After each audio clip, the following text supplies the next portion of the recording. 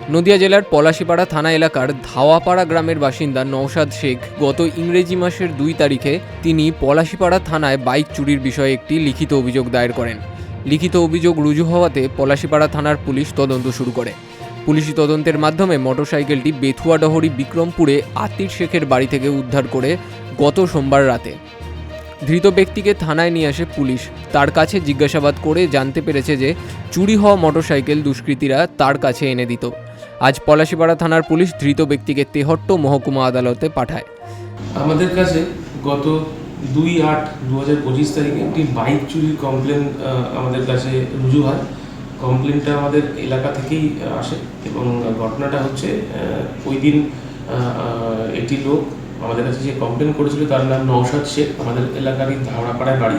সে অভিযোগ করে যে তার মোটরসাইকেলটি বাড়ির থেকে চুরি হয়ে গেছে রাত্রেবেলায়, যখন সে ঘরের মধ্যে ঘুমিয়েছিল মোটরসাইকেলটা গ্যারেজে রাখা ছিল। এটার বেসিসে আমাদের থানায় একটি কেস রুজু হয় এবং সেই কেস তদন্ত করতে গিয়ে আমাদের পিসি অফিসার এসআই মিন্ময় ও একটি ইনপুট পায় এবং সেই ইনপুটের বেসিসে কালকে আমরা নাকাশিপাড়ার বিক্রমপুরে আমরা রেড করি। আতির শেখ, যার বয়স 40, পেছনেই আছে দেখতে পাচ্ছেন, তাকে আমরা অ্যারেস্ট করি এবং তার বাড়ি থেকে তার লিডিং স্টেটমেন্টে আমরা ওই মোটরসাইকেলটাই রিকভারি করি এবং সে আমাদের তদন্তে আরও জানিয়েছে জিজ্ঞাসাবাদে যে অ্যাকচুয়ালি এই মোটরসাইকেল চুরি একটা সিন্ডিকেট চলে।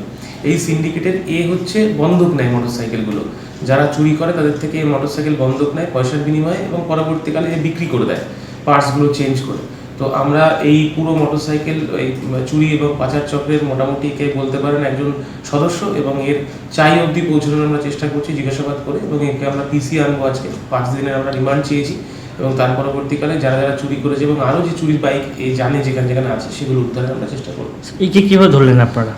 দেখুন, এটা হচ্ছে আমাদের তদন্ত চলছিল। তদন্ত চলতে আমাদের পিসি যে অফিসার আছে মিন্ময় মণ্ডল, ওর কাছে একটা ইনপুট আসে যে নাকাশিপাড়া এলাকায় এই লোকটি এই চুরির বাইকের ডিলিং করে এবং এর আগে বহু চুরির বাইকে কিনেছে এবং এ সাপ্লাই করেছে। তদন্তের স্বার্থে আদালতের কাছে ধৃত ব্যক্তিকে নিজেদের হেফাজতে নেওয়ার আর্জি জানায় পুলিশ। নদিয়ার করিমপুর থেকে অর্ধেন্দু মালাকারের রিপোর্ট, বিগ নিউজ বাংলা।